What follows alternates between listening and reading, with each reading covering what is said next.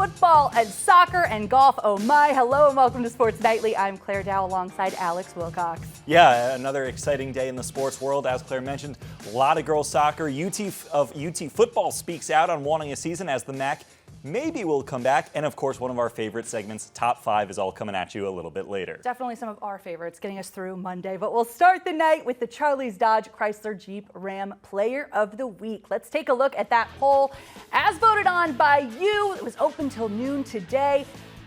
Ottawa Hills lineman Grant Davis finishing 4th with St. Francis's Charles Green in 3rd. Garrett Pike making a nice run at 2nd place, but it was Perrysburg running back Connor Walendzak, almost half of all votes, 42.3%. This kid's only a sophomore, so I'm sure we'll be seeing much more of him.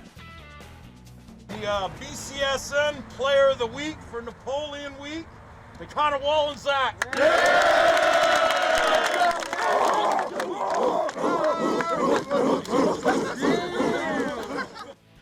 Love the celebration there from his teammates getting in on that. The 3rd time was the charm, though, for Connor Walendzak. This was actually the 3rd time he's been nominated for the award just 4 weeks into the season, and now he takes it home after an outstanding effort in Perrysburg's win over Napoleon. He scored 3 touchdowns and had well over 200 yards of total offense Friday night to help the Jackets stay unbeaten. And like any smart running back does, he gave all his credit to the offensive line. My key is my line. They're there for me every play. They're for me through everything, and they block great every week, and they're keeping it going, and they're the reason why I can run. Well, he's still a sophomore. He's got a lot of learning, a lot of growing to do, but he's a great athlete, and you pair that with our offensive line and our quarterback and skill guys, and he's kind of been the catalyst for our offense. He's the guy that makes it go. So he's a great football player, and we got a lot of football left from him. Having success, really great teammates to support me, great coaches to support me, and getting to develop every day with the team and getting to work, I think that's really helped me. And my teammates having my back all the time, that's been great. It's not very often you get a guy that has that kind of success that early. And you know, he's a big, strong kid. He can stand up physically, and you just don't get this very often. He's a hard worker. The off-season weight program, everything we do, he's the first guy in line. He's got a great attitude, and you pair that with being a great athlete, and you've got a really good football player. Now, Perrysburg, of course, is still unbeaten, as Alex mentioned. So is Bowling Green. So that's our marquee matchup this week. You can catch it live on BCSN2 starting at 7 o'clock this Friday.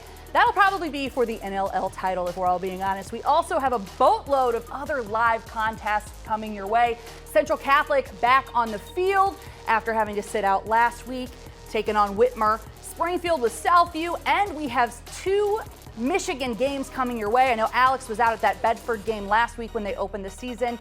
This way you can catch the whole game live on bcsnnation.com and our BCSN Now app. Toledo Christian playing on Saturday, and the Eagles aren't the only ones playing on Saturday. The St. John's Titans will suit up in Fremont to battle the Little Giants Saturday evening at 7 o'clock. Since the Findlay Trojans had to suspend football for 2 weeks due to a positive COVID-19 test, that knocked St. John's out for 14 days. Now that 2-week span wraps up this Friday, allowing the Titans to take the field on Saturday. St. John's enters this week 2-1, while Fremont Ross sits 3-1, their lone loss to Findlay in week 2. Meanwhile, we're still waiting on word from the MAC about whether there will be an abbreviated fall season after all. The presidents of the member schools reportedly met on Saturday to discuss the idea, but they didn't hold a vote.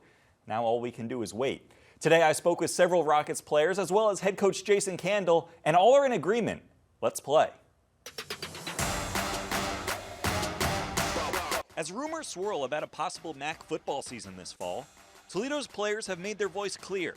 They want to play. I think for me personally, I might have more of a selfish approach than most of my teammates. Seeing that I've been out since 2018, I just want to get on the field. You know what I mean? I feel like I prepared so long. I prepared for a long senior season, and I got cut short just due to my injury. So I'm just ready to hit the field. I feel like my mental is in the best place it's been. I feel like my physical is up there as well. So I'm just ready to hit the field. We're ready to play. We've been ready to play the entire time through our first lockdown. When we're all away from this facility, everyone just wanted to get back to it, back at it, and we got the opportunity to come back and start getting ready. And then, that carpet was ripped from underneath us, and we still have still been going and preparing. Like, we've been ready to go. It's not just the players. Coach Candle is on board as well, including for reasons off the field.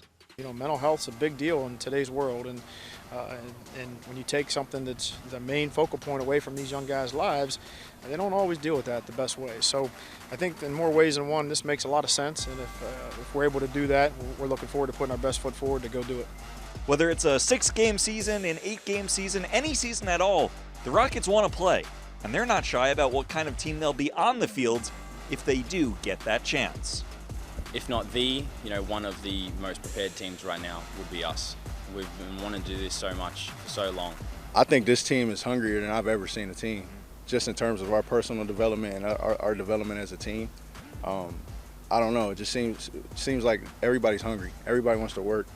I don't see anybody pouting the fact that we're not playing. And I also don't see anybody really questioning why we're doing so much, why we're lifting, why we're doing these specific lifts. I see everybody just kind of going with it, trusting in our coaches, and it's starting to show. The Toledo Blade reported last week the season could start as soon as October 24th, just like the Big Ten. They could play a 6 or an 8-game schedule, which would end with a MAC championship game at Ford Field in December. Now, the Presidents are supposed to revisit the issue sometime this week, with many people hoping we see the return of the MAC sooner rather than later. Sports Nightly is taking a short break, but when we return, we are just over a year out from the 2021 Solheim Cup. Organizers celebrating the event today. Sports Nightly will be right back.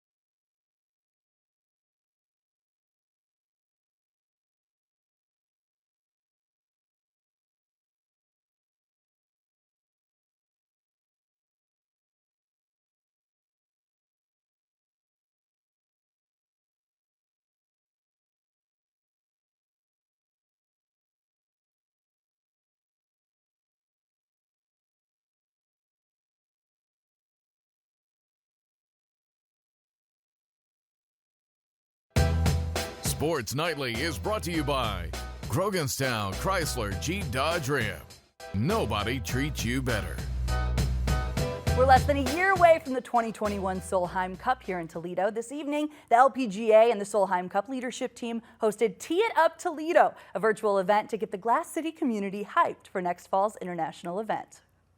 Since I played in '98, the Solheim has been the one event I want to play in every 2 years when I was a professional golfer. So I think every European, they're just desperate to make that team. That's their goal every 2 years, is to get on that team. And once we're there together, I think they all know each other. They see each other every week. They've grown up together, playing golf in Europe or college out in the States. So we get together, and they're just the most memorable weeks I've had, and the most enjoyable weeks I've had on tour. And I think once the players have played and won, they're just desperate to get in another one. For us Americans, nothing's better than wearing the red, white, and blue and representing your country It's a thrill, it's an honor, walking to that first tee, going through the tunnel or what have you. It's the ultimate experience that you're going to get, and nothing compares to it. Being on a team, we're playing an individual sport in a team atmosphere, and you're basically coming together as one for that week, and it's team bonding, and it's forever, and that's what we all look forward to. It is about winning, but I want to say women's golf definitely wins on this whole thing, because the way that the players have been playing the last how many years to showcase women's golf and how well that they play. I mean, you talk about the last 3 times that I was the assistant captain, it could have went either way, and so like I said, women's golf definitely is the winner of this, and it's a lot of fun, and we're proud to be part of this. Speaking of golf, NLL squads battled it out in Oregon for the conference tournament. On the girls' side, the Perrysburg Yellow Jackets took home the hardware.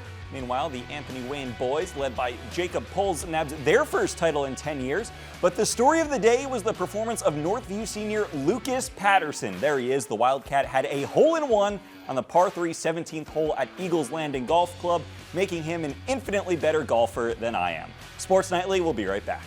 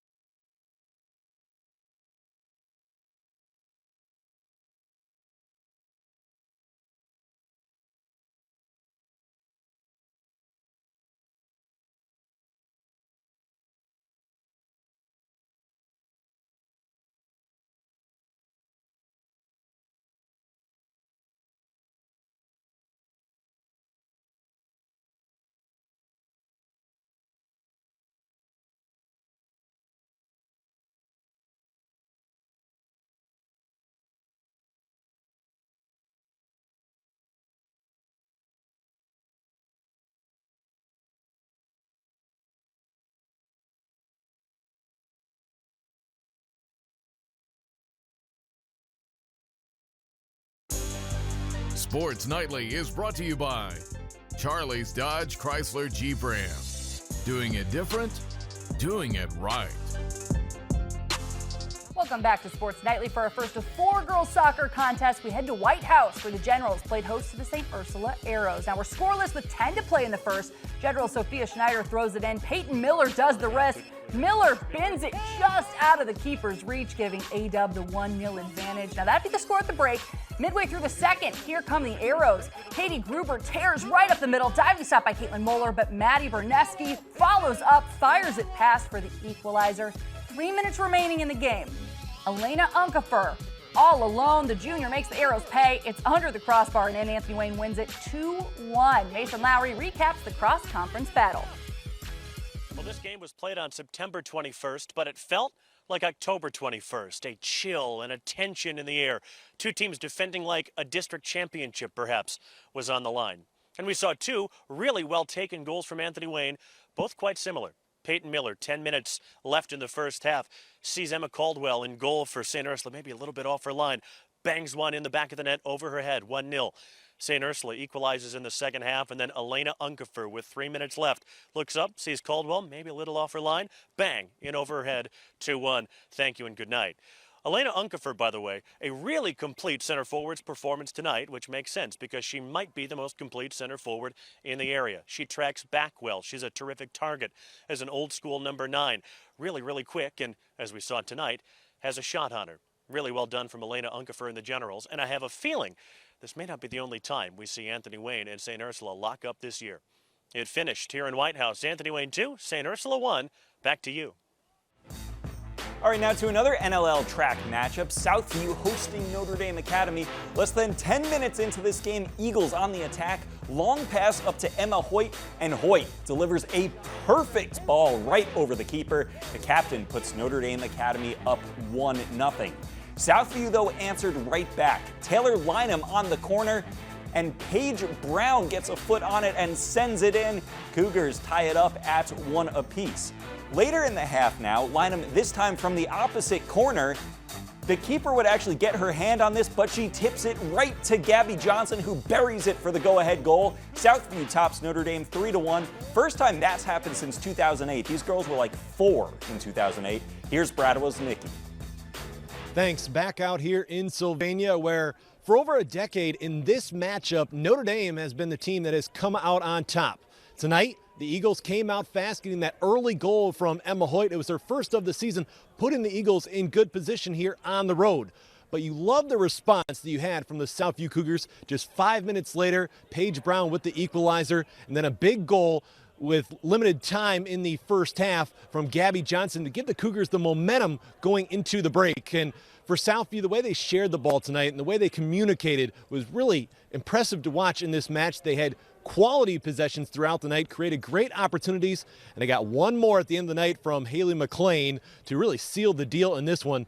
The Cougars are now 7-1 on the season. Notre Dame will have to wait another day to try and pick up their first win of the season, as the Eagles have been in every game this year, just haven't been able to close out and come out on top. Both teams will get back to league play going forward, but tonight belongs to the Southview Cougars as they defeat Notre Dame for the first time since 2008. That's the story from here in Sylvania. Let's go back to the studio. Thank you, Brad. We keep the ladies' soccer coming. Finley and Perrysburg to take on the Yellow Jackets. Scoreless in the first. Jackets with a through ball. Adele Francis centers, but they can't quite convert. Jackets stick with it, though. Rayanne Pruss sends it right back to Francis. The sophomore knocks it off the post, and in her 7th goal of the season, puts Perrysburg up 1-0. In the second, still 1-0. Not for long. Carly Marquis making moves. One last touch, and the senior doubles Perrysburg's lead. Now the Trojans try and stick with them. Just over a minute to play. Haley Brodeen gets Finley on the board, but the late goal wouldn't quite be enough. Jackets hold on for the 2-1 victory. Here's Kevin Peel from Steinecker Stadium. Exciting match here at Whittle Field at Steinecker Stadium tonight. And Perrysburg came in not having lost a match this year at 4-0-3. Finley was 1-4-2, but the Trojans really gave them all they could handle. Lauren Gehrig in net was fantastic tonight. Perrysburg peppered her with shots throughout the evening, and Adele Francis was able to get the Yellow Jackets on the board in the 12th minute, 1-0, but Gehrig really stayed strong. What ended up being the winning goal, Carly Marquis was able to score in the second half in the 51st minute. That ended up being the deciding goal because Finley came on so strong in the last couple minutes of the second half. They were able to get a goal from Kaylee Brodeen with just about a minute left. Finley played very, very hard tonight, but Perrysburg in the end was able to get it done using their speed and controlling the ball. A key win for them as they improved to 5-0-3 on the season. Finley falls to 1-5-2. Back to you in the studio. Bowling Green at home taking on Whitmer. It was senior night for the Bobcats tonight. First half action, BG already up 1, looking to extend that lead. Chloe Higgins with the try, shot goes just wide, but the Bobcats kept up the offensive pressure. A few minutes later, nice through ball ahead to Macy Ash, but a very good save there by Jenna Robers. She tips it to herself to keep it within a 1-goal game. Now BG did a really good job of controlling the ball throughout the match. Here's Sydney Bear with the pass over to Maddie Adams. Adams lines up the shot and finds the back of the net for the score. The freshman getting in on the scoring. We go to the second half now. Adams passing into the box to Cece Maravich. Her second goal of the game. BG gets the win 3-0. The Bobcats just happy to get the win for their seniors on senior night. I mean, it means a lot. I've only played with them for 2 years, but they've helped me through a lot. They're really good players, and it's just like fun to play with them, and winning for them means a lot to me, especially their senior night. Originally I didn't think we were gonna have a season, so I was really happy that they ended up deciding that we could play. So it's hard because I only saw these girls because I've played with them for so long, but then I get to go play at Tiffin, and I'll make new friends there. So I was glad that we had it. Coming up, my favorite part of every Monday, top 5 plays of the week. There are some good ones. Sports Nightly, we'll be right back.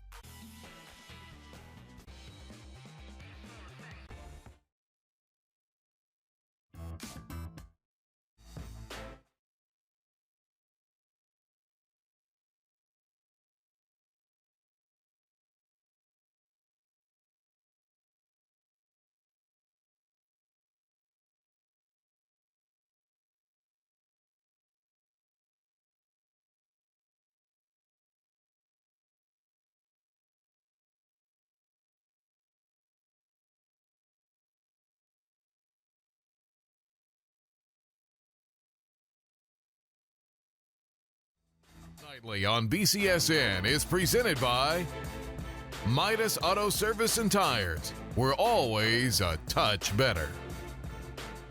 Welcome back to Sports Nightly. It's your favorite part of every Monday, top 5 plays of the week, put together by our producer, Jason Ozenbon. Now, top 5 plays of the week is brought to you by Midas. They'll tell you what needs fixing now and what can wait. Trust the Midas touch. Let's get to it. Number 5, Bowling Green taking on Springfield. Eli Brown on the option play, pitches it out to Ryan Jackson. Jackson is thinking end zone, finds some space, and dives for the pylon. Gets it for the score. Bobcats go on to get the win and remain undefeated on the season. Penalties they've been guilty of. Brown keeps the ball. Another beautiful pitch out to Jackson, and he speeds through the opening, a race to the goal line, dives for the line. Touchdown. Number 4, high school soccer, Notre Dame and Southview. Feel like deja vu all over again. We just saw this. Emma Hoyt battling for possession, gets a shot off, goes opposite corner for the score. What a play by the captain. Here's a long run. One-on-one. Able to get a shot off that post, and it's in. 1-0 Eagles. Emma Hoyt, one of the captains. Number 3, Toledo Christian and Danbury. This game was a shootout. Danbury with the kickoff. Solomon Sandoval with the return. Makes a quick cut, turns on the Jets. No one's catching up with that kid. An 80-yard kick return all the way to the house.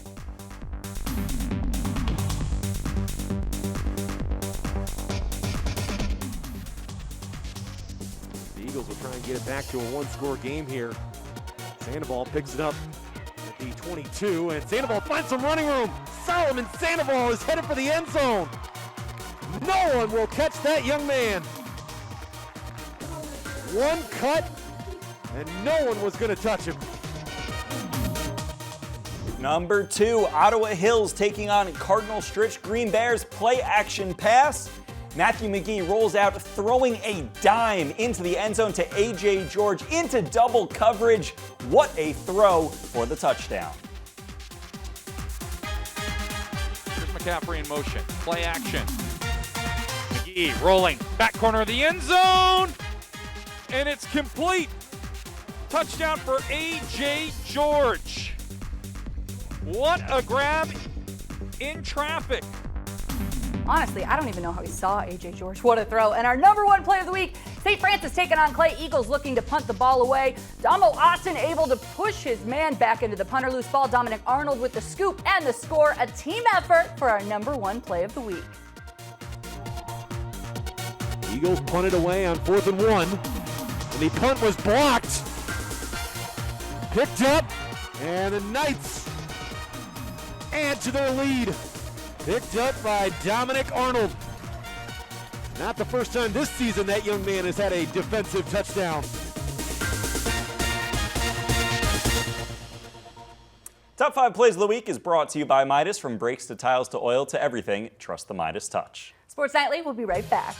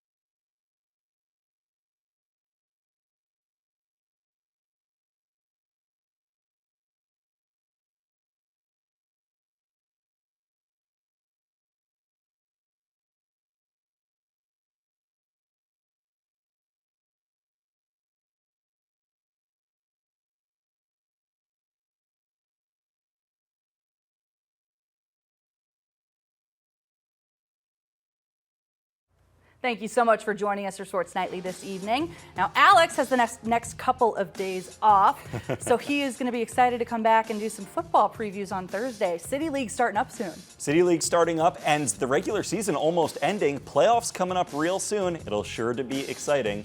We'll see you tomorrow night. Thanks for joining us.